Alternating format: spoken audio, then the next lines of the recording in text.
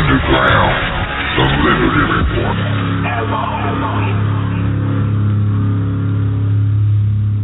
Well, hello, America. Welcome to Moretti Underground, the Liberty Report. We're broadcasting live from the studios of PRN Radio Network. That's the exclusive home of the Watchmen of America program. Today's Monday, June 15th, 2015. It's 8 p.m. on the East Coast, and that means it's 5 o'clock on the Pacific Coast. I'm Joanne Moretti, and my great co-host Scott Ferrarello is here with me, too, and we appreciate you tuning in. We have a very special guest today. His name is Charles C. Johnson, and I see that he's on the switchboard. So let me get this intro done, and then we'll get him right on here. Our chat rooms, both at Blog Talk Radio and right here at PRN Radio Network, are open for you. A few of our awesome colleagues, Lynn, AstroTurf, and Famous Anna, are in the chats putting the links, articles, sources, and documents in there, so you have those all available to you. And thank you for that nice courtesy, my friends. Our colleagues are more than just people in the chat. They're the best research team, journalists, analysts that I've ever met. Also, Lynn's mother-in-law passed away, and I just want to give our sincere condolences and wish her mother-in-law Godspeed. Anyhow, today we also have a lot of news to share, and like I said, we have a great guest coming up. His name is Charles C. Johnson. I'll give him a proper introduction. Before we do, though, I have to first do a short disclaimer, and that's just to let everybody know that whatever is said on this show is solely my responsibility and not that of our gracious hosts or sponsors. The disclaimer goes like this. The comments made by hosts and or guest hosts or phone callers of the PRN Radio Network do not necessarily reflect the viewpoints, ideology, beliefs, or anything else members of the Watchmen of America program or the Patriot Resistance website, either in past, present, and future broadcasts. All right, well, now that this is out of the way, I'm going to open up my co-host's microphone, say hello to Scott, and then we're going to open up Charles's microphone. Hey, Scott. Hey, Joanne, how you doing? Very well, very well. How was your weekend? Oh, it was great, as usual. Well, our guest is here, and I'm all excited. I'm going to open up his microphone, and I'm going to introduce everybody. Ladies and gentlemen, Charles C. Johnson is the founder and editor-in-chief of GutNews.com. He was also a contributor to the Daily Caller and the Blaze. And I'm looking at his bio, and it says his work is featured on Drudge Report, which I've seen. He's also the author of Why Coolidge Matters. So before I go any further, I'd like to welcome you. Hello, Charles. Thank you so much for having me. Oh, thank you very much for coming on. Boy, am I glad to talk to you. Do you want to tell anybody else any more about yourself before we jump into having a great conversation? No, I mean, basically, I'm a journalist. I run a crowd-funded, crowdsourced website called GotNews.com, and I'm interested in kind of how ideas spread on the internet. I run a research business that does quite well, and I'm happy to be here, and I'm happy to kind of talk about the Twitter situation and on kind of the fate of the internet generally. Okay, cool. Let's start with the Twitter situation. I know that there's a guy named D-Ray, and all of our listeners know all about what's going on with Baltimore and, about the radicals and the funding and things like that. But would you explain to them what happened over at Twitter? And I was watching that conversation. I know you were talking about just outing information, but that's when it... Yeah, I mean, so... Go ahead. The basic thing that happened was about 2 weeks ago, I was engaged in a conversation about D-Ray McKesson, who is one of the radicals that's leading the Black Lives Matters protest. And I was planning on revealing some information about him. A number of people had asked me to do some research, and they solicited that research on Twitter, offered to pay me some money for that research, and so that's kind of the background there. D-Ray McKesson and others thought that the language that I used to take out, which was actually language that was initially used by somebody else, was a threat, although he never informed law enforcement, he never informed anyone really about it. He was just using it to get himself attention and sympathy. And so McKesson went on CNN. He went on a number of platforms, and they used the occasion of me using the takeout metaphor to suspend me without any due process, without anything on Twitter's platform. Yeah. Now, see, I had been watching that conversation. I don't do a lot of talking over there in people's conversations, but I do lurk a bit. And I saw that you were talking about discovering and broadcasting information on him. And, take him out was for doxing, I saw the back and forth. I see D. Ray McKesson and his followers just, being really, really bad. I've seen more threats than that come out of there. I mean, I've seen threats to kill cops and everything else, and things that he has retweeted that included threats. So when you had gotten booted off, my crew and I decided to do a little bit of researching too, and we have found an amazing amount of information on him. And he was on CNN, and somebody asked him where he got his funding.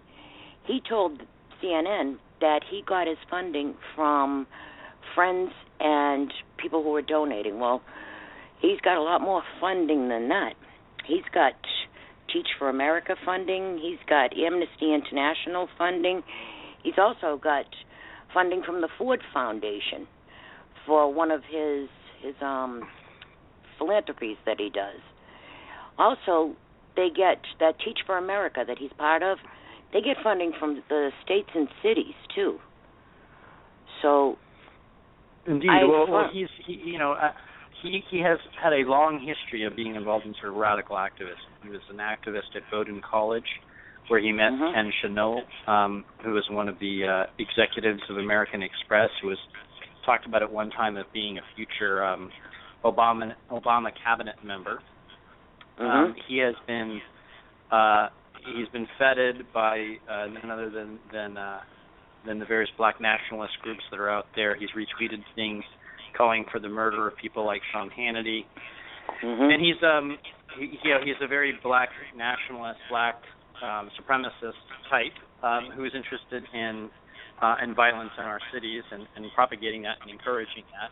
He does not do a lot of fact checking and due diligence with his police brutality narrative, and because of that, various people have played him by making up police brutality situations, which he retweets to his massive number of followers. And previously, he was he worked in the human resources department of the Minneapolis school system, and he has been a part of and been involved with a number of programs related to Bowdoin College that have to do with radical black activity. He's a homosexual, and he's used this as kind of a way to ingratiate himself with a lot of left-wing causes that are funded by whites. Although he's also got ties to Louis Farrakhan and to a number of other more violent types as well.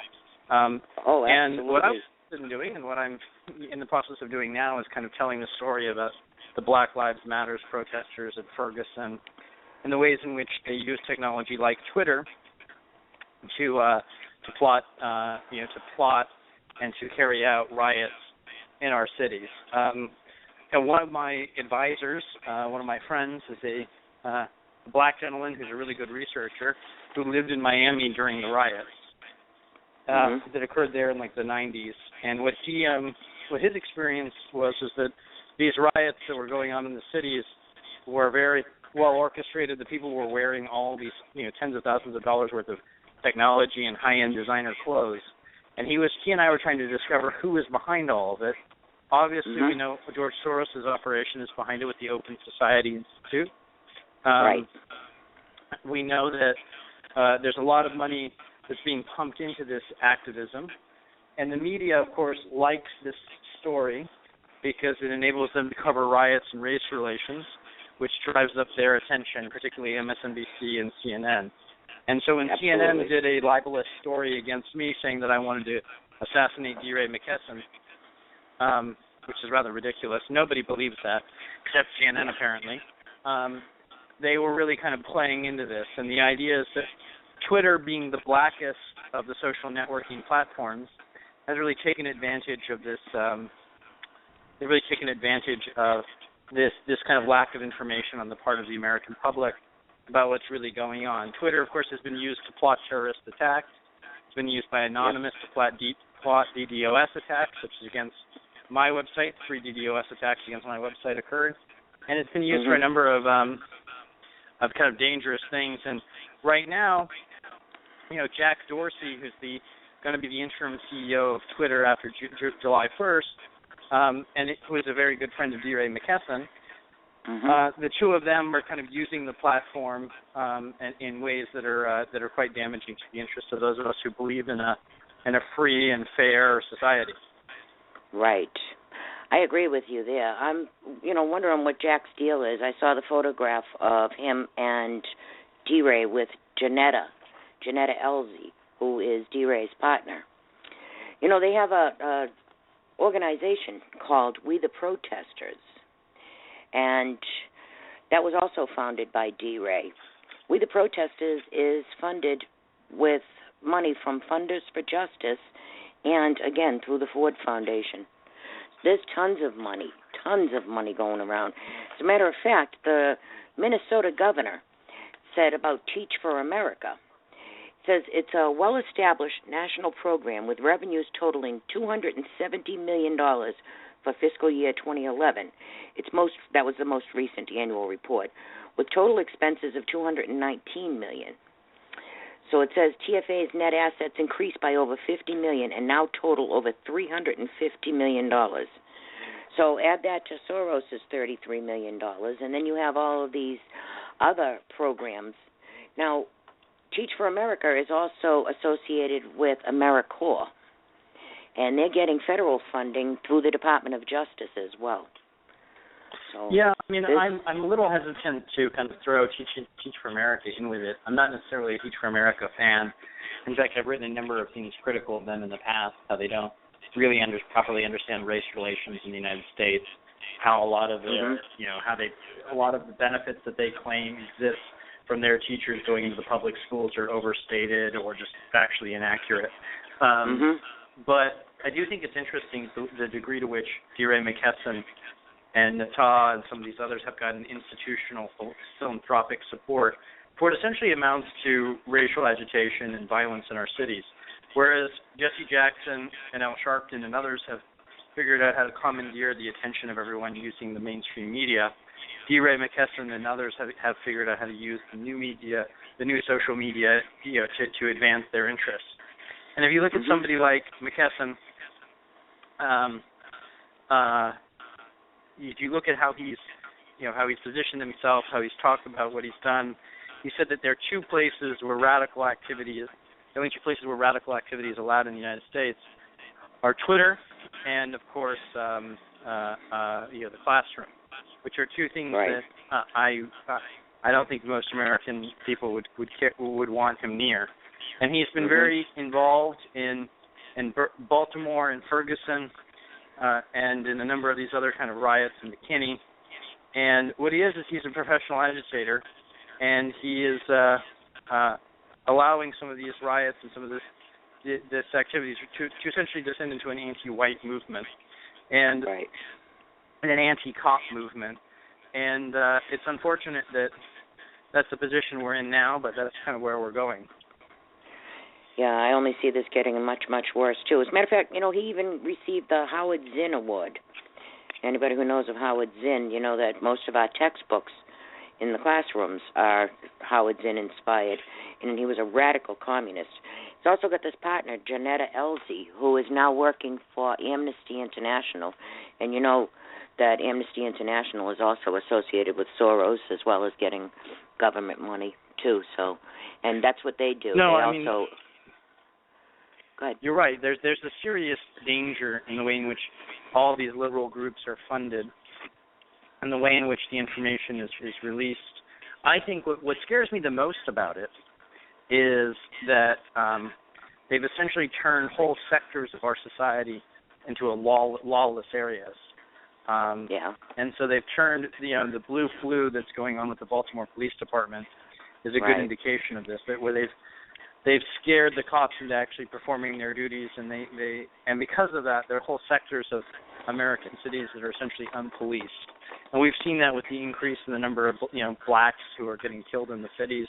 We've seen that in the ways in which police are rightfully fearing for their lives. And, of course, there's this push right now on the part of a lot of these activists to go and take video cameras and to make all the police wear video cameras so that they can supposedly cut down on police brutality.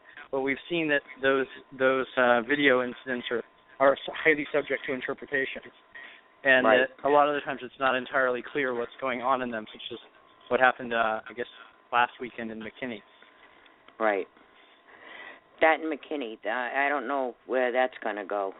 It was really way blown up out of proportion. There were some things I was uncomfortable with, but there was other things I'm seeing way out of proportion. I'm wondering though, where does it go from here? The summer is on its way, and I know now they tried to get it going in Louisville, Kentucky. There was a situation the day before yesterday where a man who was armed with a flagpole, one of those ones that they stand up out in front of variety stores and stuff that say they're open. Well, he went after the cop with that, and he ended up getting killed, and I'm seeing that starting to heat up. So I don't know if the whole circus is going to be heading out that way. Well, one of the things that this is unfortunately going to do is it's going to encourage a lot of Americans to move and live in areas that are racially homogenous.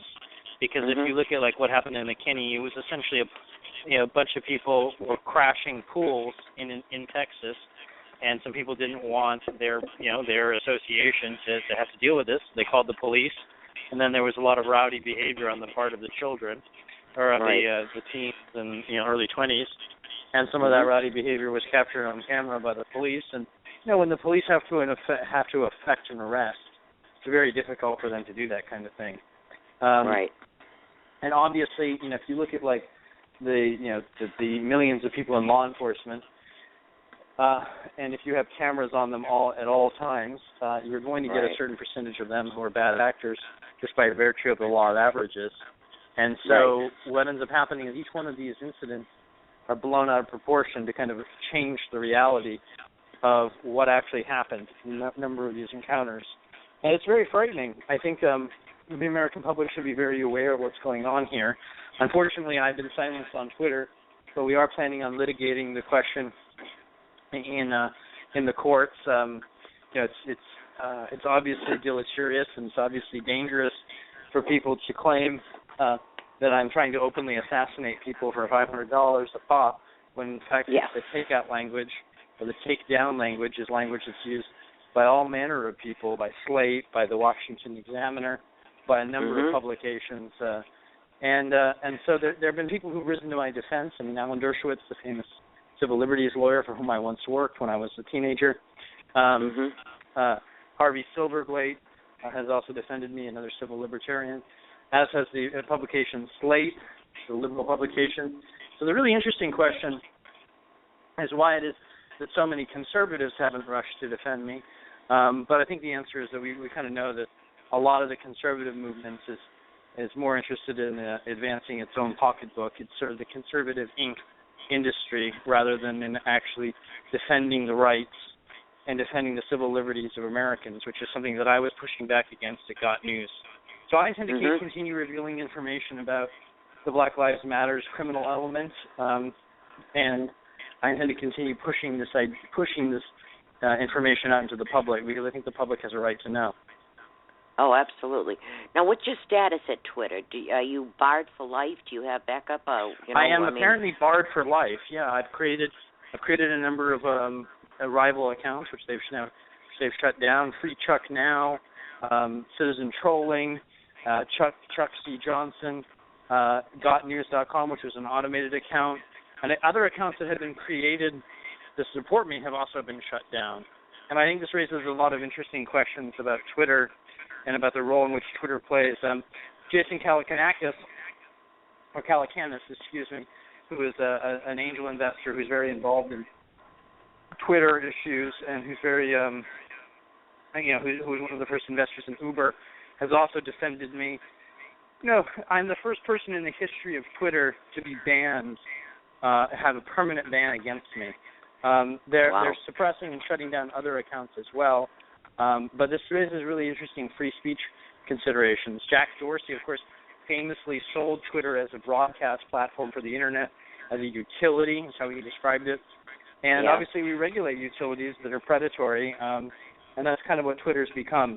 The head of their safety department is this radical social justice warrior woman by the name of Del Harvey, who previously, her name was, I think it was Ashley Shea, and she was involved in the group Perverted Justice, which was going after what they claimed were child molesters, but occasionally they got innocent men trapped up in that. And she has no real concern for civil liberties, which is something that I find very dangerous, this kind of combination of tech power with a lack of concern for civil liberties. We're seeing this on a number of platforms. I mean, right now we're seeing Reddit be censored by people, by Ellen Powell and the social justice warriors who are working with her. We're seeing this on GoFundMe, where they're shutting down support funding pages for cops who are involved in, for police officers who are accused, not convicted, accused of committing crimes. And of course, we're seeing it with the rapid approach of trying to end gun rights in this country, which are things that I've fought against in the past. Yeah, it seems to me that somebody has infiltrated Twitter, and they're in a cooperation somehow with government. They have to be using it as a data mine because, there's a lot of people that have said a heck of a lot worse than the benign comment you made. What you did, though, was you threatened to expose them. They've suppressed the rights of white men, but not blacks who've actually openly talked about murdering people, about stabbing them, about murdering me. I've seen them. Twitter is becoming a very anti-white place, and what's happening is that Twitter has a serious problem with how it's actually monetizing an open protocol system, which is probably beyond the scope here. But basically, the problem that they have is that they want advertising dollars, and the issue that they're having is that as the network scales, it becomes harder and harder to advertise on the platform, and so because of that, they're also misstating their earnings reports. There are all kinds of issues associated with that. So it's going to be very interesting. My sense is that Jack Dorsey will not be able to pull the company out of its doldrums, that the stock price will continue to slide, in much the same way that Reddit is now having issues because its users are revolting against the totalitarian nature of the speech police. And the sad thing is that all these different companies are now being are committing suicide all around us, but that they're giving market opportunities to entrepreneurs like me and others who see a real opportunity here to tell the truth, to break real news, and to really go about it in that way. So I'm more optimistic, but we are going to sue. We are suing Gawker this week, the publication that libeled me, saying that I crap on the floor and a number of other nasty things. And then we're going to be continuing to use. We can't get our satisfaction in the court of public opinion because they're silencing me and they're trying to shut down my website. And we're going to have to take it to the court system. And so that's unfortunate, but that's kind of the direction we're going in. Yeah, well, see, that you threatened to expose them, and he's a player, so that made them nervous. I saw a few people that were trying to defend you. As a matter of fact, I saw one guy who had said he was going after D-Ray for something, and he said, I'd really like to tell you what I feel, but I wouldn't want to get suspended. And here's D-Ray running around, F the police and all that, and all those people all around him. But the minute you say something, it's like, help police, help everybody, I'm in trouble, come get me. That sounds like a double standard with that, too. What do you mean, getting suspended for that? And like you said about Twitter, there are a lot of people leaving Twitter. They're being chased off. Some people, their accounts are suspended. One of our colleagues had her account suspended, and all she was doing was exposing jihadis that she was finding. And they suspended her for quite some time. They got everybody over a barrel. You should put me in touch with her because I think there's a class action lawsuit potential here. I think the racial discrimination where they've disproportionately target whites over blacks for suspending accounts. I think these are all stories that Twitter doesn't want to get out there, and so I think it'll be interesting to see as time goes on. But I wish I could stay. I'm happy to come back on at another time, but I do have to go in just a moment. But if there's anything else, I'm happy to address it. But. Well, no, you know what to do, though, before you go. Tell everybody how they can find you and what your venues are, and then we'll say goodnight. So my account is GotNews, GOTNEWS.com. That's where you can find my work. You can also find me at editor@gotnews.com. And, of course, I'm still on Facebook. My account there is Charles C. Johnson, and there's a picture of David with the head of Goliath, which is my avatar there. So I'm happy to reach out to people. I'm building up kind of new companies now, and I'm happy to meet citizen researchers, citizen journalists, because I think it's really going to come down to us to kind of change the direction that the country's going in. And we need to start figuring out how to build our own communities and not necessarily rely on the left-wing community as we kind of advance the arguments and the issues at play. Well, thank you very much, and believe me, you'll be hearing from us, and we have a team of the most fantastic researchers. We have everything from foreign policy analysts to DHS insiders, so we will definitely be in touch. Please all reach out to me. I'm happy to hear from all of you, and please have a nice evening. Yeah, you too. Ladies and gentlemen, Charles C. Johnson. Thank you, Charles. You have a great night.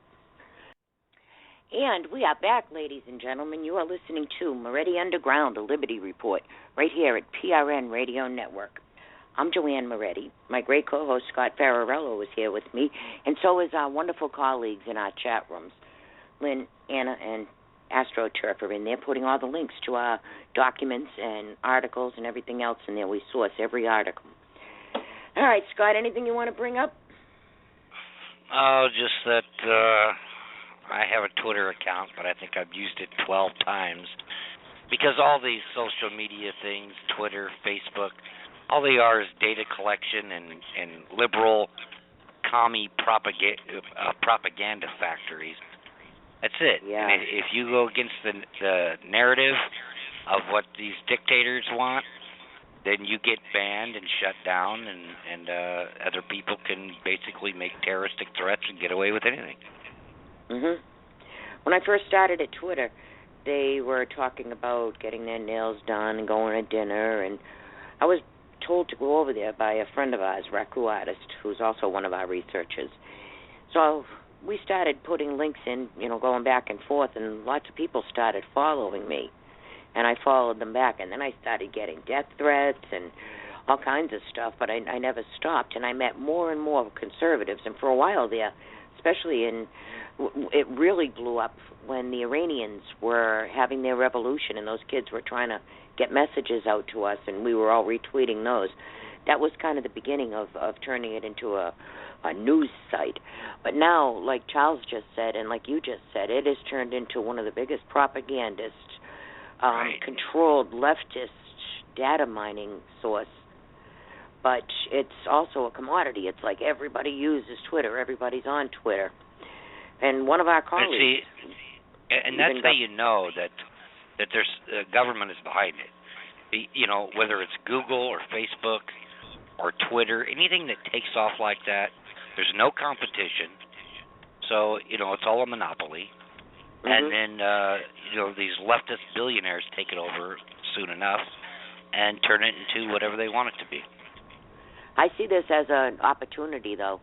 If Jack Dorsey and his crew can do it, and if Jeff Bezos and the other one there, Zuckerberg, can do it, we can do it, too.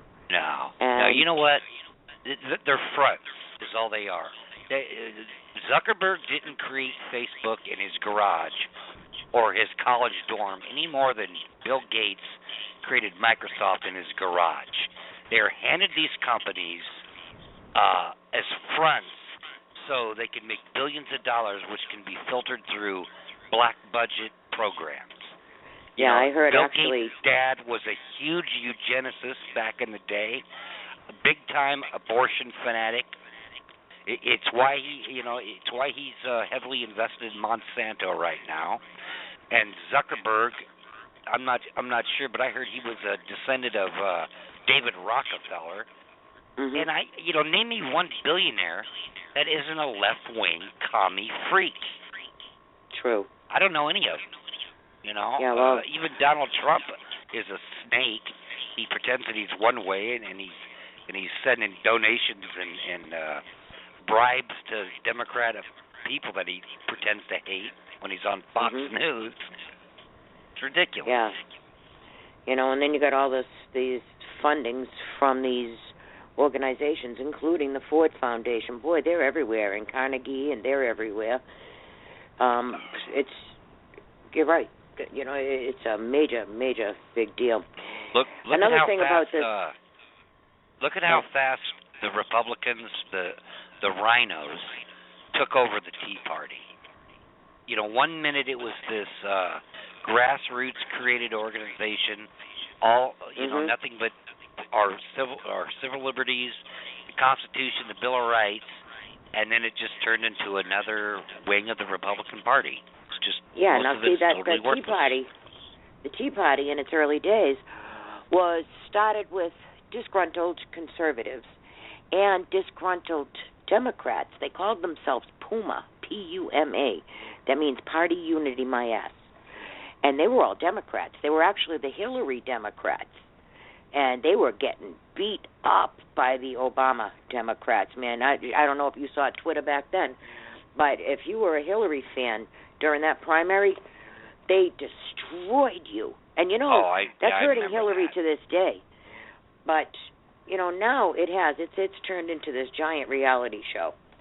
And he's right about it. The whole atmosphere is changing over there. It's turned into a radical leftist propaganda machine. As a matter of fact, with this D-Ray guy, there's pictures of him with Jack, the founder.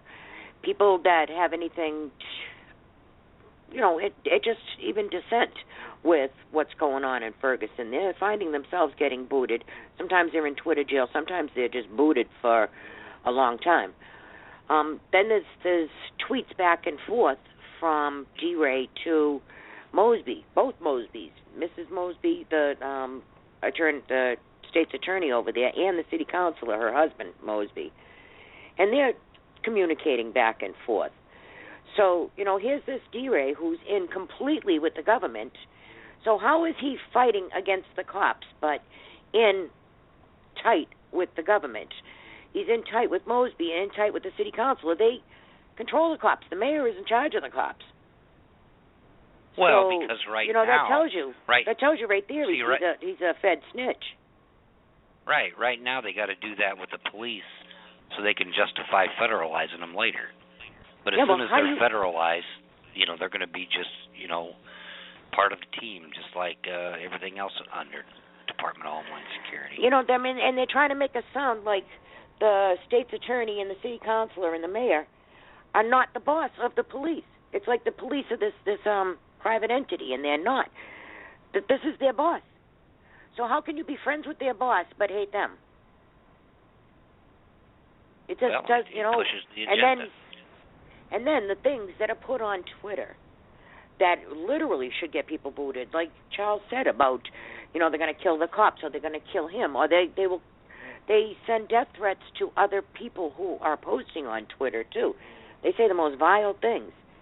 That you have ISIS recruiting on Twitter, and they have 10, 20, 30 different IDs on Twitter. But this guy gets booted for saying he's going to take out. And if you had seen the conversation in context, they were talking about information, they were talking about money, and talking about radicals and stuff. And D-Ray and Charles had gotten a little agitated with each other. So Charles had said, anybody want to help me take him out? Meaning with information. He was recruiting for information. Actually offering money for information on D-Ray. So, that's what that was all about. That wasn't a threat to do violence or anything else, but it was so blown out of proportion. And it was something to run on. And, of course, D-Ray got a bunch of miles out of it. And it's, help police. Choice. I'm being threatened on Twitter by journalists. I'm being threatened. He wasn't being threatened. You know, but he's Well, F the police when it's in the street, but it's not so F the police when he's yelling for them, is it? It was a poor choice of words. You say you're going to take someone out, people aren't going to assume that you mean to dinner, all right? Yeah. Oh, I understand that, and it was an unfortunate choice of words. But it was taken out of context. If you see the rest of the context, you'll see exactly what it meant. He was offering money for information. Anyhow, speaking of money and Baltimore and all that, do you know that those liquor stores that got robbed, they're not going to see any of that riot recovery money? First of all, I got a question. Why is there riot recovery money when the mayor gave them that whole area to destroy? It was a destroy zone. Where does she get off offering up people's property and safety? But seeing that she did, and now they're getting all this money, and they're going to rob the liquor stores again. Yeah, it's because it's a double standard, whether you're in a city like that or on Twitter. And if you're on the side of the totalitarian establishment, you get a free pass, do whatever you want. And if you're not, you get screwed, railroaded. And speaking of screwed, they got all this money now. All of a sudden, there's 380 businesses across Baltimore that were damaged. No, there wasn't. The first number was 200. Where'd the other 180 come from? And there were 23 liquor stores. I mean, they were robbing a liquor store on live TV. We did see that, but that was only one liquor store. And then they said the city has banned alcohol sales in residential areas, but these liquor stores had been grandfathered in. So they're not going to give them any money, hoping that they're going to get out of there. So is that really what you want, is to drive more businesses out of your city? I don't know. That's the last place I'd want a liquor store, you know. Well, true. But that should be up to the business owner, you know, right, where he places it. And then there's a word that they're using for these liquor stores because they are now grandfathered in. And if they wanted to open a liquor store now, they couldn't. But these ones are called non-conforming. Non-conforming. So what do they need, re-education class too? Non-conforming. That's I'm right. all done with. Yeah, that's a George Orwell word. Non-conforming. See, now if they would have named their store Uncle Al Sharpton's Liquor Emporium, that one would have got, you know, probably 80% of the money. Yeah, maybe. Hey, there's a tropical storm threatening to drop a deluge on the greater Houston area. Did you see that? They don't need any more water. It says it's moving a little bit more west now towards the Corpus Christi area. It's called Tropical Storm Bill. And they're saying that by tonight they should start seeing thunderstorms, heavy rainfall. They could be expecting 3 to 4 inches of rain if it moves further west. But if it hits closer, they could see more flooding with totals like 6 to 8 inches, in some places 10 to 15 inches of rainfall. Oh, sorry about that. Yeah, too bad they could divert some of that to California. But then Jerry Brown would just, you know, Governor Moonbeam would just figure out a way to dump it into the ocean. Yeah, he'll just run it right off into the ocean. They have a different agenda over there. That California stuff is crazy. Did you see that about Jerry Brown come out the other day and said that they need depopulation in California because they have too many residents now? They don't have enough water. And he used the word depopulation. They have to depopulate California. Yeah, but let in a few, a few 100,000 more illegal aliens. Yeah, well, aren't they sanctuary cities? Isn't that a sanctuary state? Yeah, like Freetown, Scarface. Yeah, well, they're flushing all kinds of water out into the bay that they could use, and it's for 9 fish that you could fit all 9 of them in the palm of your hand.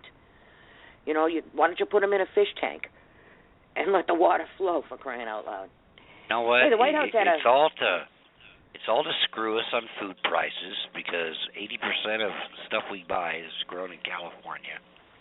Mhm. You know, it's just ridiculous. And how he can get away with this is some of these just shows you what a lawless country this has turned into. It's worse than North Korea. It's ridiculous what we do to ourselves and what we allow done to us.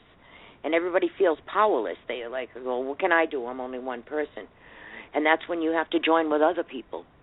And you have to do like D-Ray, start some movements, man. There was a private concert at the White House. Did you know that?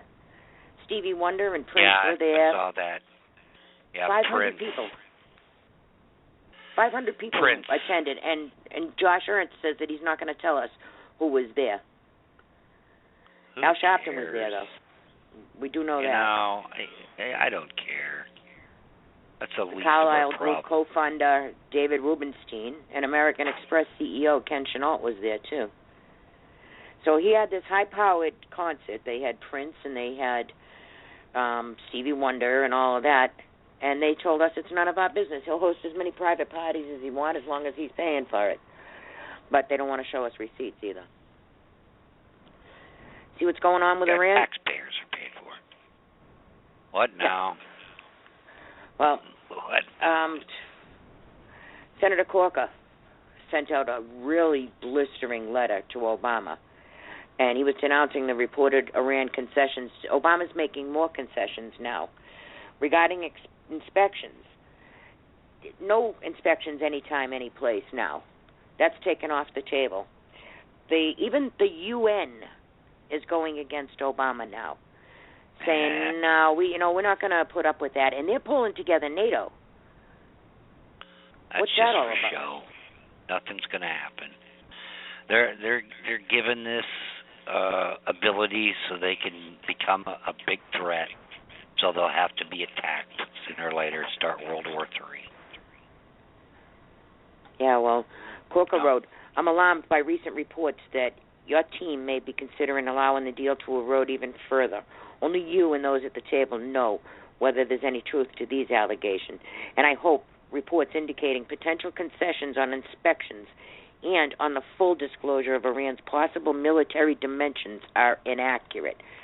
So they're building up their military. The chick, Marie Hoff, had to admit that they had increased their uranium enrichment by 20% while the talks were going on. So what kind of a deal is this, if it's a deal at all? It isn't I a don't know. deal. They're giving it to them on purpose so they're a bigger threat. Yeah, well, When Iran Syria falls, then they'll go in there. Yeah, well, Iran's backing the Houthis. They're backing the rebels. And the Saudis are backing the Al-Qaeda, who have joined with the rebels. So they're supposedly arch enemies. And now the Arabs are teaming up with Israel. The Turks, they're like the weasels in the crowd. They'll broker anything. It's a mess over there. It's a real big mess. Saudi Arabia and Israel have always been partners behind the scenes. Always. Yeah, well, they hate the same countries. They attack the same countries. They support the same organizations. But, behind the scenes, they have worked together forever. I hate to tell you slowly that. but surely, we are being squeezed out of their little groups. They don't even want to talk to us anymore. Like you were saying about the Saudis and the Israelis, they're teamed up, and the Egyptians are hooking up with them. And then you got Russia and China backing Assad. Russia and China. Well, yeah, and you know what? Russia's been backing off of that a bit. That's what surprised me. Yeah. We got a lot going on, man. Hey, did you see that the Gap is going to close 25% of their stores and lay off thousands of people? No. Yeah, the Gap. Now that's a global company, but they're based in America, and they were part of Obama's initiative for a living wage and raise the minimum wage, and they were all touting them. Nancy Pelosi was out there touting them. Obama, the Democrats even put out tweets about them. Well, a couple months later, here they are. It's all crashing down. Tyler Durden over at Zero Hedge writes, either the winter that's coming will knock the socks right out of the pre-quadruple seasonally adjusted GDP. That was snarky, by the way, because they just did that. They lowered our outlook for GDP, and they said it was a double seasonally adjusted. So when they adjusted it and they put in that seasonally adjusted, it didn't the numbers didn't line up, so they had a double seasonally adjusted, which means that all the numbers are fake. Anyhow, and it says, and the Gap knows all about this, or the much-hyped economic recovery, of which the U.S. is supposedly in the 6th year now, has been nothing but a myth and a lie. He says that moments ago, one of the biggest clothing retailers in the U.S. confirmed the worst nightmares about the state of the U.S. consumer spending when it reported that it would shut down over 25% of all of its specialty stores in the U.S., or about 175 stores, of which 140 will be shut this year. This is already June this year, leaving the firm just 500 specialty locations and 300 outlets. They're also going to be laying off all kinds of people, too. So they'll probably they relocate to Mexico or India or somewhere else where they can get some slave labor. Yeah, well, who can do business here? I wouldn't. Really? Highest We've made business it impossible. rates in the world. Highest business taxes in the world. Why would anybody want to? Really, build and a especially company if you here got all anymore? these trade deals. You know, you don't even have to do business in America anymore. Another one that's going bankrupt is Colt Firearms. Colt Defense Company. I saw that. Yeah, they lost the contract for the M4 rifles. I don't know, I don't know what he's doing to replace these. But they're in West Hartford, Connecticut, too, and the gun regulations are so bad. And then, of course, up in Connecticut, you have other regulations. They can't make specific types of guns up there, and there are some things that they have to put onto the guns with Hartford, Connecticut, with Connecticut law. So I'm thinking that maybe that when they do this bankruptcy, that they're going to move out of Hartford, too.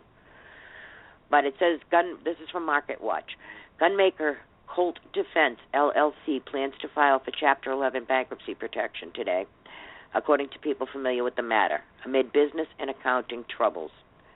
So it says that they had secured financing to continue operating while they're in bankruptcy, and they do expect to remain in business after the restructuring.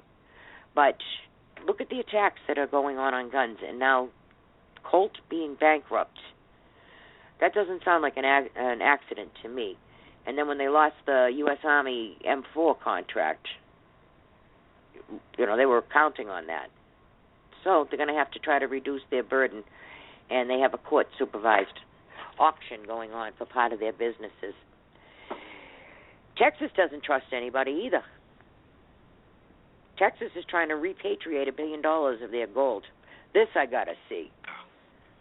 Do you think that the Federal Reserve in New York is going to give them back their gold? Well, maybe they'll give them tungsten with, gold plating around it like they did the Chinese. I was just going to say, hey, Texas, make sure that you check every single bar and ignet to make sure that it's not tungsten and titanium and that. There's no gold in there. They somebody stole that a long time ago. It's probably in David Rockefeller's basement in New York. Yeah, or it went through the banks to the IMF, got laundered, and ended up back, you're right, in the big people's vaults. But, you know, they screwed China and they screwed India. They gave them back gold bars that were not fully gold. They were just gold-plated. So, Texas, heads up. When they give you back your gold, if you ever get it back. And I saw things, too. People were saying that Texas, if they got their gold back, they wouldn't be able to protect it. Take a look at Libya. So if Texas gets its gold back and then somebody tries to rob them, it's up to the rest of us to stop that robbery and make sure that doesn't happen. Anyhow, Texas Republican Governor Greg Abbott signed House Bill 483 into law, which will create a new state-level bullion depository. They don't even trust this government to hold on to the gold in the bank. They want their own bank. They want to see and touch their own gold. This article is from Truth in Media, by the way. There you have it. Yeah. Hey, can't trust them with anything. You can't trust them with the smallest. I wouldn't trust them with the remote control of my TV set. Right. Let alone my money. No. Hey, you see those escaped inmates up there in upstate New York? Of course they're long gone. The chick that was helping them, she's married. There's a story that came out today from Yahoo News that said that these inmates were supposed to kill her husband. Oh, she had I helped saw them. her. She was She's lovely. She's a real she? beaut. Yeah. I tell you what, I'd figured the guy would have killed himself just waking up next to that. Well, these are inmates, and they were lifers, so they're not going anywhere anytime soon. And of course, they're gonna buddy up with her. And they got her to get them tools and help them with all kinds of stuff. And they were supposed to kill her husband. She was going to run away with one of them or both of them or whatever. But she was supposed to supply the getaway car. I'm sure that they had a plan B. I'm sure that somebody dropped them off some clothes and some money or tickets or something, because they're nowhere to be found. They've hunkered down tight. I don't know if she still knows where they are, but I'm sure that they were playing her too. However, I'm wondering,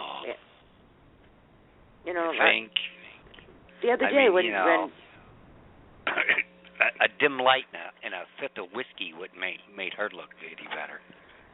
Yeah, well, she's still, they were supposed to kill the husband, according to this article from Yahoo News. And, she had been planning to be their getaway driver, but she backed out. She checked herself into a hospital, said she was having a panic attack, and then she ended up confessing. So when it was go time, she chickened out and realized, this isn't good. She's still going to do time. And if these guys kill somebody else, I'm wondering, is this for real? I was watching Greta, and I saw a guy walking across the street, and I saw him doing something up near the wall. I thought he was an employee of the prison, and they were doing some work there. Turns out they have a smuggling pulley. The guy loaded up something on the pulley and sent it up over the wall, right there on national television. Yeah, I saw that. So, what kind of prison they running there, where the guy that can sleep with a couple of inmates? She got checked for that, and they said, no, there wasn't enough evidence. And then they disappear. So I'm wondering if this isn't some sort of a setup. If they end up in Texas, okay, then it's a setup. Yeah. I don't know. Well, that's how guards make extra money. They sell dope in there, cigarettes and whatever else. Well, you remember up in Baltimore, they had to close down the city jail because the Black Guerrilla family had taken control of it. One of those gang members who was in control of the prison, he got 4 of the guards pregnant. Attaboy. Whoa. So they ended up having to close that. The inmates are running an asylum everywhere. Good for him. They were bringing in money and cell phones and drugs and anything else these guys wanted. Well, why even bother getting out of jail? It's like being at a 5-star hotel. In there. It and is. The guards are doing it's like a gated community. No pun intended. Yeah. No, it is a gated community. But gated they live better for gangbangers. Yeah, well, they live better behind the wall than they did on the street. Yeah. Yeah, they do. They had more freedom. Hookers, hooker guards that work there and everything. Wow. A couple of the guards were charged with robbing that 7-Eleven too during the riot in the destroy zone. 2 women, female guards. They went into the 7-Eleven and just helped themselves to other people's property. Yep. That's what I mean. But you need they're still going to vote now. Democrat up there. They're still going to vote Democrat up there. You need a program to tell which ones are the criminals and which ones aren't, because half the time the guards and the police are just as guilty as the crooks behind bars. Yeah, well, in this case up there, they sure are. And nothing's going to change for those people. They've been voting the same party for 50 years. 30 and it of don't those matter. years. No, but they could have put a corpse in there, and the corpse would win if it had a D. And guess what? Look at this Trans-Pacific Partnership. Here you got the worst thing ever created. You got this dictator that wants a fast track to even becoming a bigger dictator. He's like Hugo Chavez on acid. And who's supporting him? Ted Cruz, Scott Walker, and all these Republicans that are supposed to be the good guys. Where Nazi Pelosi and Hiawatha Liz Warren who are usually the radicals and support anything he does are opposing him. I think they do this just to confuse people. Well, Pelosi was on board with it until Hillary told her no. Obama's all done, and Hillary's the next up. So, what are they going to do? They're going to go with Hillary, or they're going to go with Obama, who's got one foot out the door and the other on a banana peel? But that doesn't make any sense either, because they're all going toward the same goal, no matter which meat puppet is in there. They're all going toward the same goal anyway. Right. So I don't even see the point unless she's trying to convince people that she's not exactly like the guy, which she is, and this is the only way to do it. They're even sharing staff. You know that Kamala Harris we all talk about out there in California? She was the Attorney General. She's running for Barbara Boxer's spot. Well, she's got a sister who is on Hillary's team. This sister is married to Tony West from the DOJ. Remember, he was in line for taking over for Holder. It's all a revolving door policy. It's just one big, giant crime family, Republicans included. Yeah, well, you remember Kamala Harris's people, they're running their own police down there saying they're Knights Templar or something. And then you got the sister who's a lawyer who's working for Hillary, and the brother-in-law who's working for the DOJ. It's quite the incestuous little group they got going on there. Yep. Anyhow, back to this Trans-Pacific Partnership. You got Senator Sessions. I mean, the guy's been freaking out about it. He's telling everybody that you can't do this, and now he's facing 5 years in prison for trying to sound the warning. He didn't even give us any information about what's in it. But Larry Summers, you all know Larry Summers. He came from Harvard, got $2 million from Prince Al-Walid because he had represented the family of the Bin Ladens against the families they tried to make him. And they tried to make him head of the Federal Reserve, but that went down the drain. Yeah, well, Larry Summers even said that this Trans-Pacific Partnership gives Obama more power. So why would the Republicans want to give Obama more power? And it's for 6 years. Well, so Ted what? Cruz, they decided to share it with him? Give him Ted 2 Cruz years said, and then they'll keep the next... Ted Cruz said Sessions is full of crap for saying that, which is an outright lie. So here was Mr. Conservative and everybody's savior of the Republican Party turning into Judas before the festivities even start. Yeah, well, Steve Miller, that's one of Jeff Sessions' aides. He was on Breitbart News Sunday, and he was asked about isn't the Trans-Pacific Partnership Agreement really a global governance deal rather than a trade agreement? And Miller replied, that's exactly what's happening here. He says that it refers to he referred to the new transnational governance body that would be created by this TPP. He said, in effect, the first trade deal would be fast-tracked under the Trade Promotion Authority, and that both houses are in favor. What that means, explains Miller, is the House and the Senate together would be authorizing the President to enter the United States into a new transnational union. The union would consist at first of 12 countries, but additional countries could join and be added over time. It could issue regulations about labor policy, about immigration policy, environmental policy, and other areas impacting American life. It also appears that the program, there was Lord Monckton there too, and he served as a policy advisor for he's great. Margaret Thatcher. I like him. Yeah, well, great. He asked Miller. He says, does the TPP constitute a treaty in U.S. law? And the staffer replied, one of the most important things about the fast track is it takes away far more than just the treaty. This is even more than a treaty. It's not a trade deal.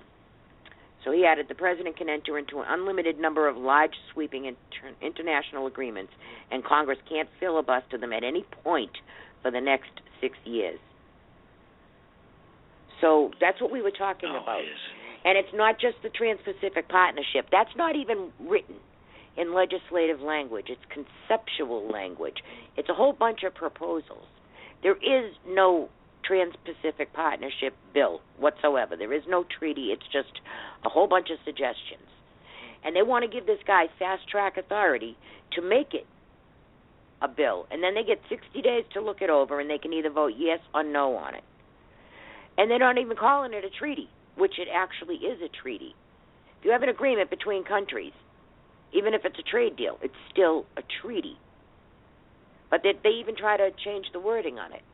So now it is a complete global takeover of everybody's sovereignty in their country, and no one will be able to do anything about it. And if you don't want to buy somebody's crappy product, GMO poison, they can sue you for cutting into their profit. Right. You know, so, all right, say Little Town, I don't know, Little Town, USA. They have this company, and they're in a partnership with the government. You know, we have a bunch of those things. Well, if this major corporation decides that you're infringing on their profits, they're going to sue that little town right out of business. Or if you have a small business and a big business is selling a similar product, they're going to sue you right out of business. Pretty soon there's not going to be any small businesses. Not only that, but this thing, like I said, is not written. So they can write it as they go along. They can add countries, take out countries. They can add, new regulations. But this Trans-Pacific Authority, the authority that they want, the fast-track authority, that's for 6 years. That doesn't just cover Trans-Pacific Partnership. That covers everything behind it for the next 6 years. Do you know what crossed my mind? The only one that's got to say is the president. What? You know what crossed my mind when Cruz and Walker and all these started going for it and taking this pro-TPP was that they know that one of these rhino Republicards are going to be president next time around. And so they're setting it up for him. Yeah. Oh, absolutely. And that's what I'm saying. They're going to share this. They're going to give Obama 2 years, and he can do whatever he wants. But then the next 4 years, the House and Congress can't do squat to the next president. They can't stop him.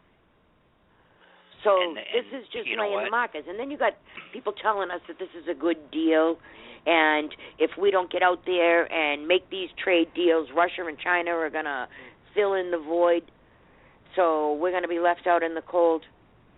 You got it backwards. This is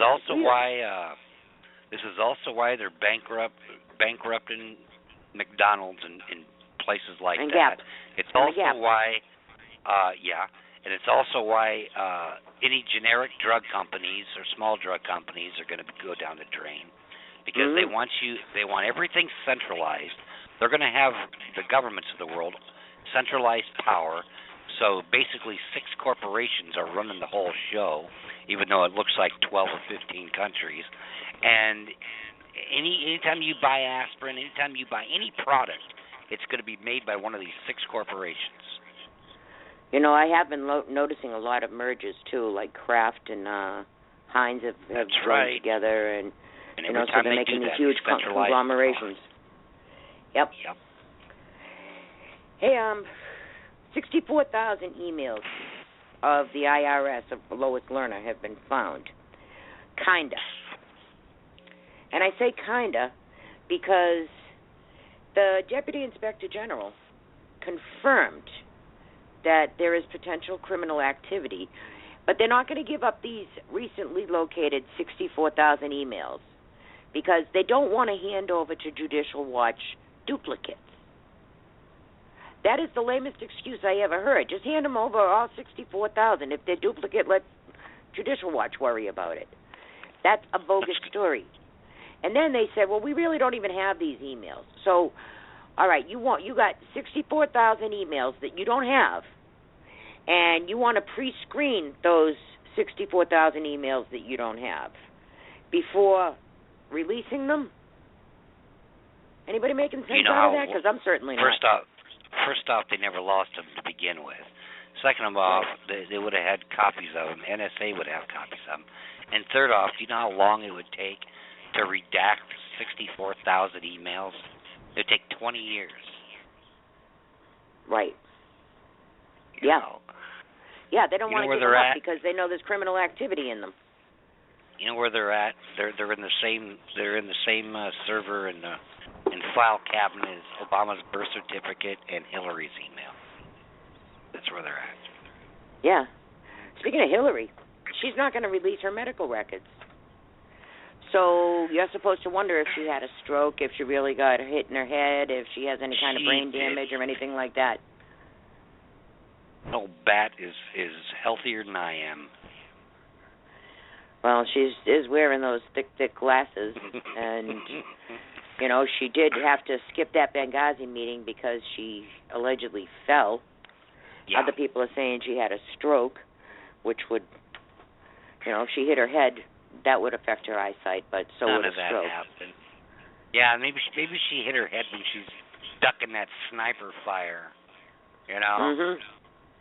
Or maybe one of the times when she was grappling out of a helicopter behind enemy lines in Libya looking for Muammar Gaddafi. Yeah. And then, of course, John Kerry got out of the hospital. He looked pretty good for a guy that broke his femur. Yeah. You know, he reminded me of Ted Bundy. Probably a fake cast and a fake, you know, and a pair of rented crutches. Yeah, well, you would have thought he was at death's door. They airlifted him out of there on a C-130 hospital. He had to spend the night over there. You know, I'm figuring that the way that they're talking and that he had to have surgery and everything, that he was, you know, had his bones sticking out of his leg. As a matter of fact, he fell down the pictures drunk. were. I don't think he fell at all. Fell down drunk, you know, at a party or something, and they blew it up to be this big heroic thing on a bicycle or something. Who knows? Yeah, well, the pictures that they showed us of him on the bike, those were taken in March in France. They were not taken at the time that he allegedly fell off this bike. There's not one picture of him on the ground. And you'd figure with that kind of commotion and that entourage and out in public like that, somebody would have a cell phone picture of the confusion and the goings-on and stuff, and then be airlifted. They showed us a picture of a helicopter, but it was like a stock photo of a helicopter. I'm not buying that Kerry story one bit. No, I don't buy anything I hear on the news. Nothing. Zip. Yeah, me either. You know, I debate it, but you know, it's probably 99.9% propaganda. Mm-hmm. AIG is in the news today. AIG, you know that they're that big insurance company, and we bailed them out with billions of TARP money and all of that. Well, the shareholders took the government to court and said that when they were restructuring this, they didn't have the authority to restructure it. That should have gone to a bankruptcy court, not the White House. And they said that they got screwed out of their profits because this was all an illegal act. Well, the court decided today that, yes, it was illegal what the government had done, but they awarded no damage to the shareholders. The shareholders aren't getting a nickel. And they said that punishing the government is a story for another day. Even though that they're guilty, that what they did was illegal, they're not going to put any type of a fine or punishment on the government. So even though AIG was right and the shareholders were right and they won their court case, they didn't win a nickel and the government was not punished. There's a Business Insider article. It says a bunch of people wanted to punish the government for bailing out AIG. And here's why they just all got hosed. So, of course not. Yeah, the judge's name is Thomas Wheeler. And he did say that the terms of the bailout were, in fact, illegal. But that doesn't matter. No, in a lawless society, the fascists at the top get away with everything, and you better not be caught collecting rainwater on your property or you go to jail. Yeah. Well, you know, the court said that the government acted improperly by imposing such harsh terms on AIG when it bailed out the company before imposing less harsh terms on other companies. So the government's not in trouble, even though that they were found to have been acting illegally. Hey, what do you think about the Vatican speaker coming out and talking about climate change, and then the Pope's coming, and his thing was leaked out. I'm not really liking this one bit. You know, what does the Pope have to do with climate change? And why does this Pope, all of a sudden, he's an expert, when the actual scientists who did the studies are coming out and saying, no, that's not what we said in our study. That was manipulated and changed. There is no global warming. Hasn't been any global warming in 20 years or 17 years or something. The ice cap is bigger, not smaller. So there is no climate change. And then you got, 9 active volcanoes and above ground and 1 under the ocean that are He's a Marxist commie meat puppet for the New World Order global government. And he's going to try to sway as many Catholics as he possibly can in believing his BS. You're right. You're absolutely right. You know, instead, he should spend 98% of his time going to these Middle East countries and trying to save some of these Christians being slaughtered by the thousands every day, for the last 6 years. And if when he goes to the White House on the 23rd, I believe, he should be, pressuring that idiot in the Oval Office to do the same thing. You know, maybe bring in Christian refugees here instead of shipping in hundreds of thousands of Muslim refugees that hate our guts. Yeah, it's not the Muslims that are in trouble. It's the Christians and the Kurds and the Yazidis, the ones getting slaughtered. You know, why are we rescuing the slaughterers instead of the slaughterees? And you would think that the Pope would be discussing the genocide of Christians before he'd be talking about climate change. You know, it's almost summer. It's going to get hot. Then it's going to get cool. He's pretty much, he pretty much doesn't even pretend to be religious anymore. It's all politics now. Speaking of politics, every time we have a debt limit fight, they start screaming, we're going to have to shut down the government, and, it's all the Republicans' fault, or it's all the Democrats' fault, and got to shut down the government. Well, something strange going on with the Treasury. For a couple of months now, the 90 straight days, as a matter of fact, the debt clock is stopped. It's about $25 million below the legal debt limit. They raised the debt limit, and it's about $25 million below. But for 90 days straight, it's held those same numbers. So Jack Lew says that they're doing extraordinary things because they haven't raised the debt limit yet.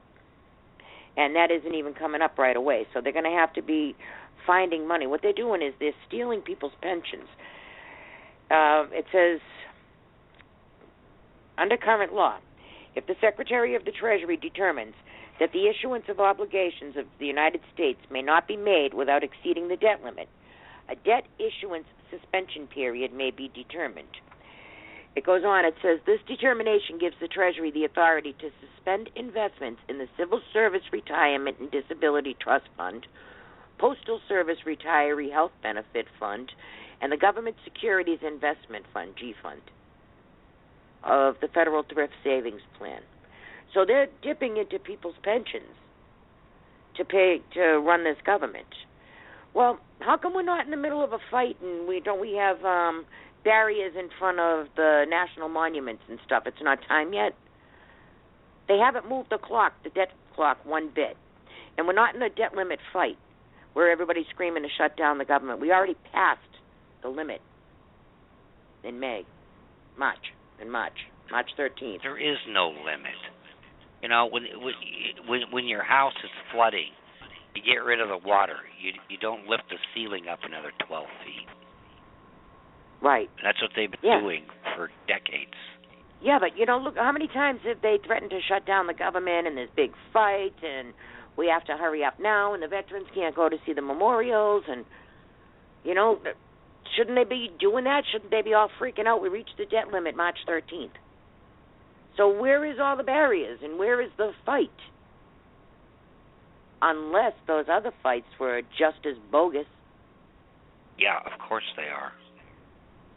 I mean, people think that people still believe that the Federal Reserve is a part of the federal government and it's not a privately owned bank, central bank. And they still believe that their income tax actually goes to helping roads and infrastructure and stuff. When all your money is going to pay interest on a debt that isn't even ours. Most of it's created out of derivatives. Well, it looks like the debt we owe is to the pensions. So maybe it isn't even foreign countries we owe, but we owe ourselves. They're going bye-bye, and they're going to call it a haircut. And, I just hope they steal the police pensions and the teachers' pensions first, Yeah, but well, right now won't. they're taking the postal workers and the retirees, the federal retirees' pensions. But, yeah, you're right. As a matter of fact, the Supreme Court ruled that Chicago could take the pensions to pay down their debt because they got junk bond. So it was okay for them to take those pensions. So that was the first step in what they're doing here. But I'm wondering where this big debt limit fight is. They should have been holding it since March, and they're not. So they're going to make us all start flipping out and give us some artificial deadline. Now they've run out of extraordinary measures when it's time for this to come up. But it's not on the docket right now, so it's not a big deal. Where are they getting the money other than the pensions? Because we use like $25 million a second. I don't know. I don't know. It's all fake anyway. I mean, all they got to do is, move a decimal over or tell the IMF to put it on hold. That's a good point. I mean, it's a rigged casino. They can do whatever they want. They could wipe out the whole debt tomorrow if they wanted to. All these agencies have slush funds too. $25 million here, $1 billion there. Look at Deval Patrick. He was just accused of embezzling $27 million up in Massachusetts. And they don't even know where the money went. But they admitted that it was a slush fund, and they put that aside, and he could use it for tourism, but he couldn't use all of it. And turns out there's $27 million missing that they can't find. But it was in a slush fund. And the same thing with the Department of Justice and the IRS and every single agency, the EPA. They all have slush funds. So maybe you should take some of that money back. And they're in a hurry to spend it, so you don't take it back. Because if they don't use it, they got to give it back. So they'll spend it on anything. They don't care what they spend it on as long as they blow that money. So while that's going on, we got them robbing pensions on the other side. So they don't even take back the money they're not using. They're going to hold on to that money plus take the pensions. Because they consider that money already gone even though it's not spent. Why not? No one's going to go to jail for it, Yeah, I mean, we need an enema. As soon as they start saying businesses were too big to fail and people were too important in prison, that was it. I mean, the country's done. People just don't realize it yet because they can still go to the store and buy what they need, pay their rent. But, it's going to come a time very soon that this country is going to look like Zimbabwe. Yeah.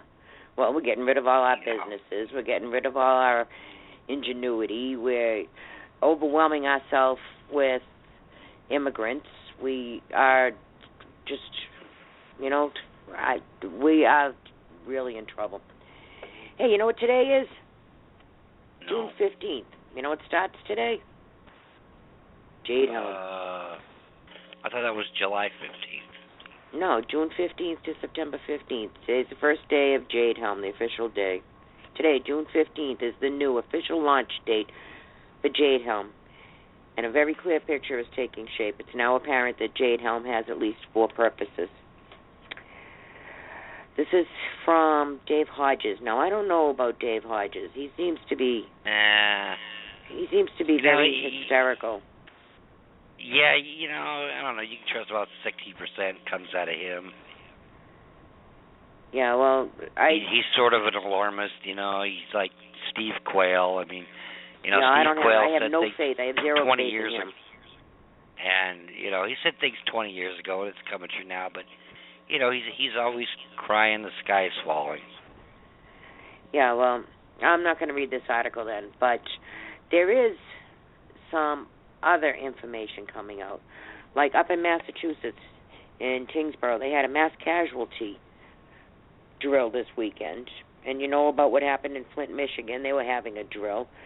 The biggest mass casualty drill so far is going on as we speak in Hawaii. And you've seen the ones in Fort Lauderdale and Orlando and L.A. and Boston and all of those. So there's definitely assets being put into place all over the country, not just in the South, but all over the country. There is exercises going on in every single state, although they're not named Jade Helm. They are still exercises. But there's pictures now of white helicopters. And there's also information that now we have a multinational drill going on. So you may find foreigners involved in it, wearing foreign colors. Isn't that nice? Yeah, it's right. Because it's United Nations troops flying white helicopters, and United Nations troops are going to be from every country you can think of. And then they had this armored train going by, and somebody got inside one of them and took pictures, and they have gun racks inside this train. There's no guns, but there's a lot of gun racks. So is that for confiscation, or is that for transporting there you go. assets? I don't know, but there are photographs of that. And probably both. You know, they could be using it to bring weapons into some areas and take weapons out of some areas. Yeah, I mean, I don't want to freak people out, but, you know, this is the biggest thing that's happened. This is the biggest thing that has happened as far as exercises. And, you know, there's a lot of not just military, but now foreigners, plus our cops are involved in it, cops and emergency operations, things like that. Why do we need that in every single state, and why now? I would be real nervous if I was living in Texas, I'll tell you. Because they're gonna use that as ground zero. They're gonna make an example out of that. Well, they said that anyhow. They called Texas and Utah hostile territory. I think maybe Arizona too. But those are all states that have fought Obama too. Except California, they haven't fought Obama. They don't fight anything. They go along with whatever the latest rave is, climate change and illegals and water and whatever else that comes their way. They're just so progressive. They've progressed themselves into crazy. But I don't know what to make of this Jade Helm thing, other than I'm very, very concerned about it. And we know about Minerva. We know that was to test our breaking point. So are they going to push us over the limit? Are they going to start more riots? Are they going to start, civil unrest? They got all these groups with all these monies. We talked about those in the beginning of the show. We know all about the riots and, everybody's pitting black against white, white against black type stuff. So I think that they're really, this is very concerning to me. That's all I got to say about that. This is a multi-pronged operation, and it's pretty much a test run of what they're planning. Jade 2 is a computer software program that goes into a large quantum computer master computer. And this thing takes all the data they've been sucking out of Facebook, sucking out of your cell phones, sucking out of Twitter, and virtually everything you're doing, including this conversation, goes into a computer, and it makes a file on every person on the planet. And they can do it with a quantum computer, because you can't even imagine this processing power that this has. Oh, yeah. But we've talked about Teledesic, OIC, and Iridium, which is all the same company. We talked about the 266 satellite launches. We told everybody that they have this huge internet system that makes the one we're using a dinosaur. And you know what? What you just said will fit into that, because they're filling that new data system. And that brings us to this hack.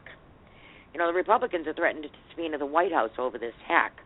First they told us 4 million federal employees. Then they told us every federal employee was hacked. They have the information on every single one of them. And now, as of yesterday, they began to tell us that not only do they have information on every federal employee, but people who are prospective employees too.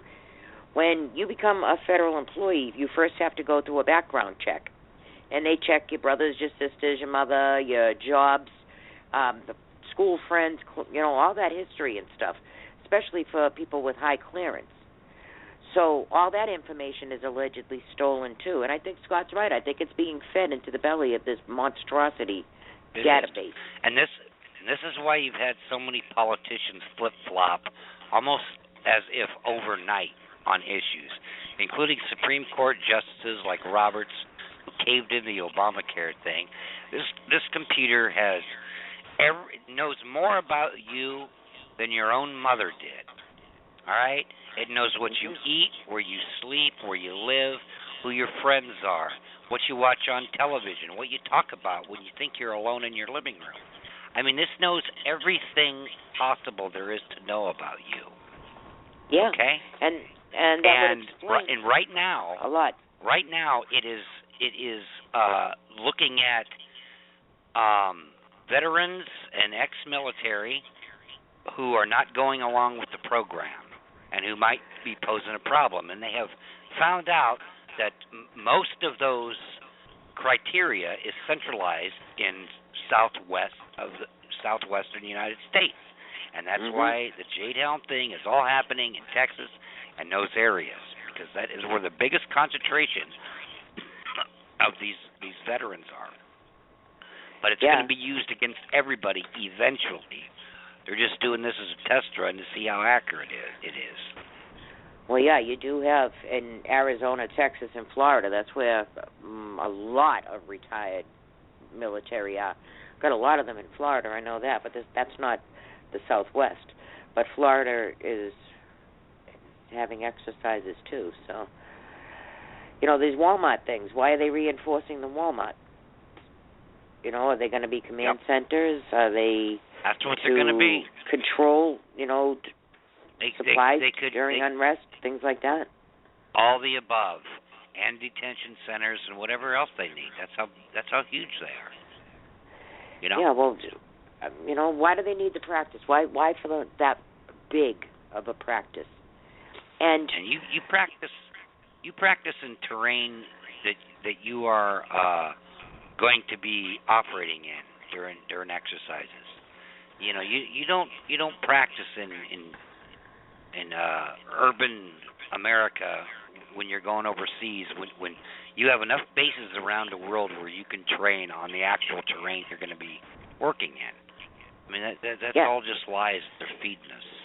Yeah, but they're working in populated areas now, not just, base training and things like that. But they told us that there was 1,200 employees from the military that were involved in this.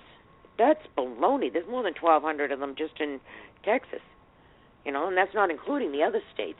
And they are in every single state. They're just not calling them all Jade Helm. They're giving them all individual names, so we don't realize how big it is. Anyhow, the Republicans are now threatening to subpoena the White House over this hack job. I don't think they're going to get anything, they're threatening. So, they said that there's been multiple reports that have been out there warning them and telling them that they needed to make sure that things are encrypted. So they weren't encrypting this information? That's crazy. And then when you talk about this hacking, what about the NSA? They're part of federal employees. Were they all hacked too? If so, why? If they're collecting data on every one of us, all right, if they got better computers, why do they have better computers and better security? This hacking was supposed to have been found. Yeah? By the way, these quantum computers like the one you're talking about, since each piece of data exists in two places at once, it has every combination possible for encryption software and can unlock it in a second. Oh, yeah. I believe that, too. Nothing is safe. So even if it's encrypted, it doesn't matter. These computers can unlock it in a nanosecond, literally. Yeah, well, this teledesic program that we talk about all the time, That involved MIT, Google, Boeing, General Electric, AT&T, Verizon, and a few others. So, a lot of physics and things like that companies. So, yeah, and they had been working on this, and, it's more than just an internet system, that's for sure. But, back to this hacking, it had to have been an inside job. It wasn't China. It wasn't Russia, unless that's who else is running this quantum computer system. So it's a global thing. It's a global thing. They're all benefiting from it, and these different countries all pretending like, Russia's against us. That's just like the Democrats versus the Republicans. When the cameras are running, they're all enemies and they don't like each other. Like WWE wrestling, and as soon as the cameras are off, Mitch McConnell and Harry Reid are having beers together. When the cameras aren't on, Vladimir Putin's calling up Obama, and they're laughing their butts off. It's all just for us to worry about and to think this is happening here and this is happening there. I'm getting really, really frustrated with all of this. I try to figure things out. And every time we think we found something, there's another thing. All right, let's finish up the show. Let's talk about this NAACP thing. Al Sharpton's gone completely crazy. He is blaming this woman, Rachel's parents, for outing her. Why would you go after the ones... Yeah, but why would you go after the ones telling the truth on behalf of the one telling the lie? Because they're guilty, because they're white people. Yeah, well, this chick, Dolezal there, Rachel Dolezal, she's been running around for 10 years telling people she's black. She portrayed herself as the adopted mother of her little black brother, who is actually adopted by the parents. He came to visit her, and she told everybody he was her son and told him not to blow her cover. She's an extremely talented artist. But I doubt she would have gotten anywhere being, a little white girl from you know who she Montana, reminds me of? No. She reminds me of Steve Martin in The Jerk. When he finds out he's really not black, and he says, "You mean I'm going to stay this color?" Yeah. Well, I don't know if this girl's a nut or if she's crazy as a She is a nut. Or both. It's a whack job. And look, as soon as the Bruce Jenner story died down, they released this one. Because everybody's got to be busy talking about this ridiculous, pointless, non-story, so they're not paying attention to what's really going on. Yeah, well, this chick, she's got some issues. She even came out today, too, and said that she was bisexual. But she resigned today from the NAACP, but it doesn't sound like she's waited, that she's learned anything from it. She said she's waited in deference while others express their feelings, beliefs, and confusion, even conclusions. She's acting like she's some sort of a victim. That reminds me of Elizabeth Warren. She decided that she was Native American so that she could get a leg up in employment and get tenure at the university she was working at. And she never got off the lie either. This chick is not getting off it. She's got a white mother and a white father. Guys, it's okay to be what you are. If you had a choice in it, fine. But you don't. So let's do a little comedy here. I think every municipality should have Michael Jackson Boulevard because he technically was the first transracial, right? Yes, and then, right. Of course, that kid, he thought he was white. This chick thinks she's white. I think that she, the NAACP, they must have been in a conundrum. They had to make her retire because they couldn't fire her. If they fired her, she could have claimed racial discrimination, and she's very good at that lawfare. She sued people for racial discrimination. So they can't say, okay, we can't fire her because she's white, so maybe we'll fire her for her ethics. Well, no one's going to believe that you fired her because she's a liar, because nobody ever fired Al Sharpton or anybody else from that place, and they're all liars. Remember the guy who set off the bomb behind his place and said that it was a racial attack. And, of course, the Brawley case and the other one there with the lacrosse players. So I think that the world is going crazy. Well, and I you know what? That, it's all to convince us. It's all to convince us that 2 + 2 = 5. And if you are a mentally disturbed freak, you're the norm. You're the protected class, and everybody else is crazy. Well, that's a good way to put it. It's a total breakdown and destruction of everything that you and I hold dear or sacred. You can't, your kid can't even go to the bathroom now in privacy because someone might feel like they're a woman that day and they want to go and go to the bathroom with your daughter. It's just sick. Are the transracials going to get their own bathroom?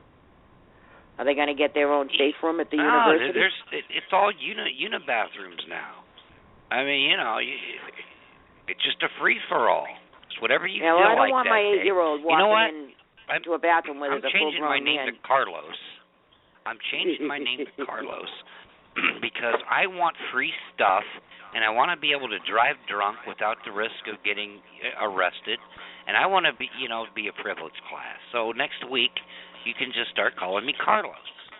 Okay.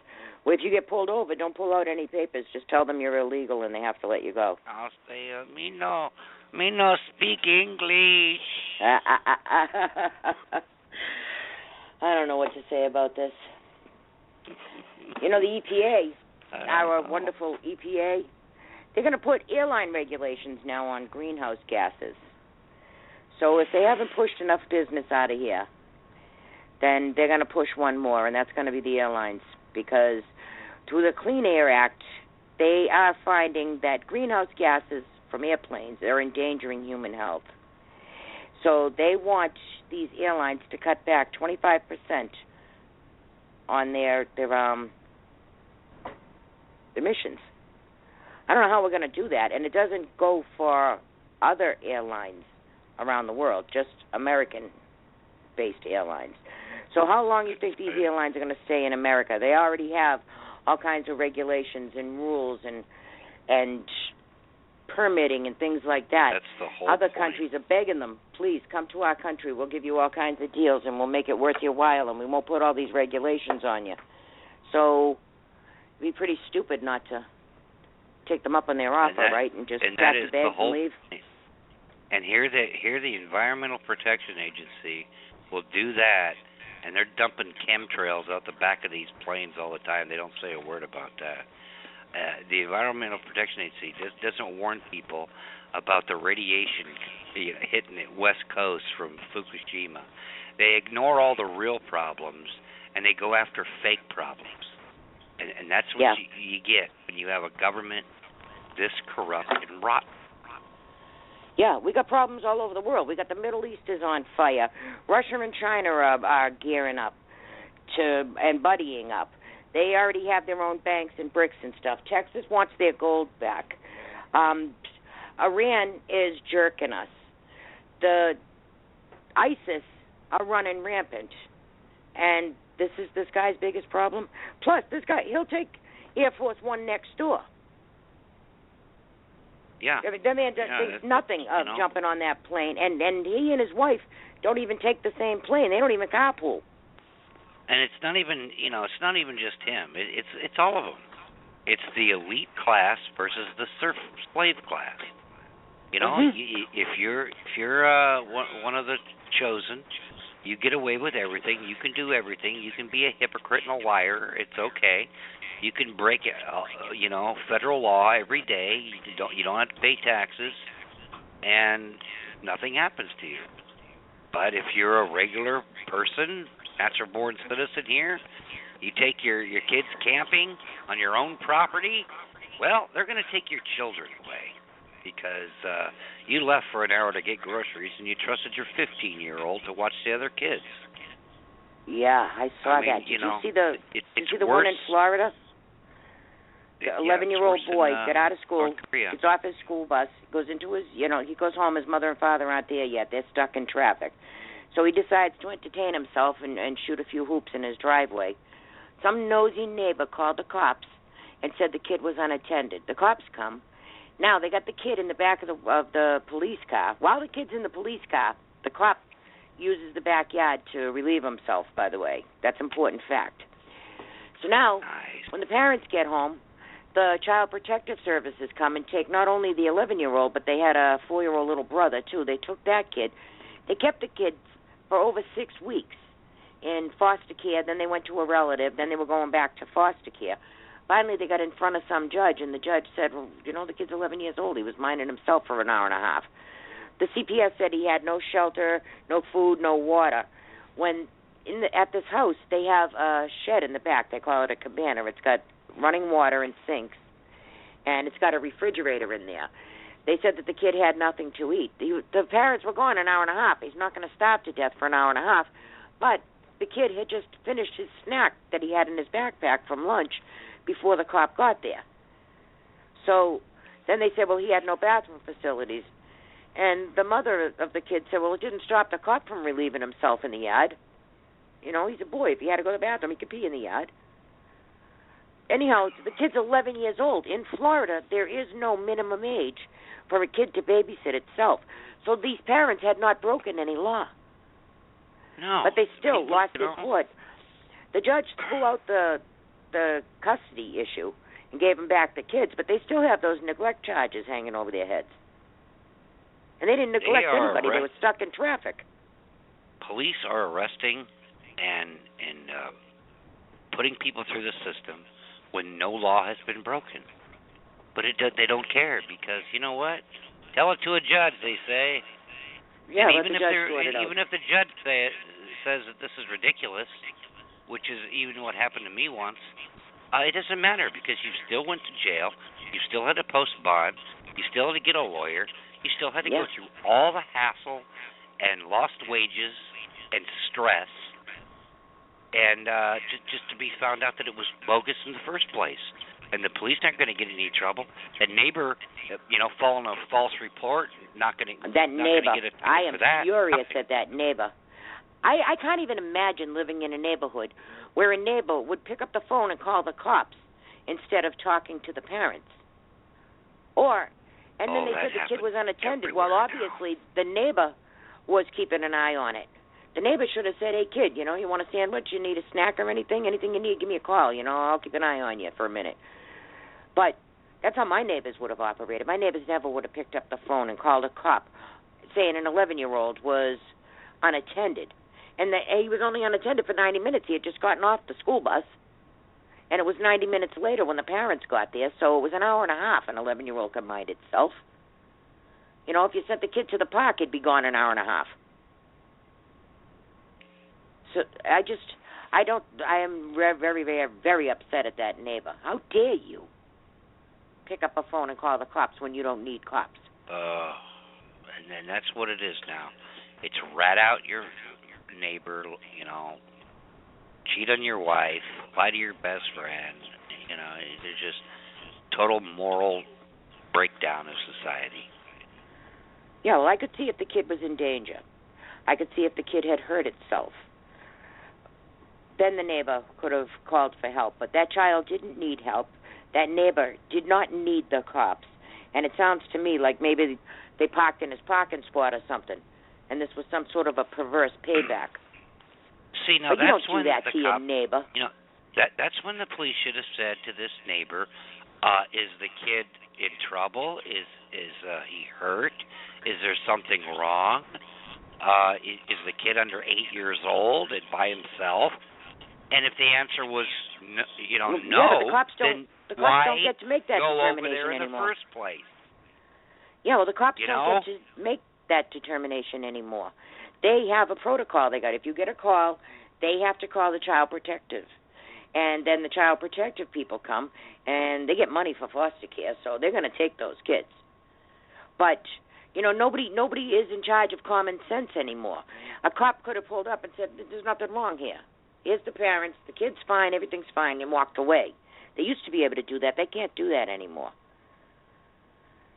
So we have just taken ourselves into slavery. You can vote yourself into slavery, but you can never vote yourself out of it.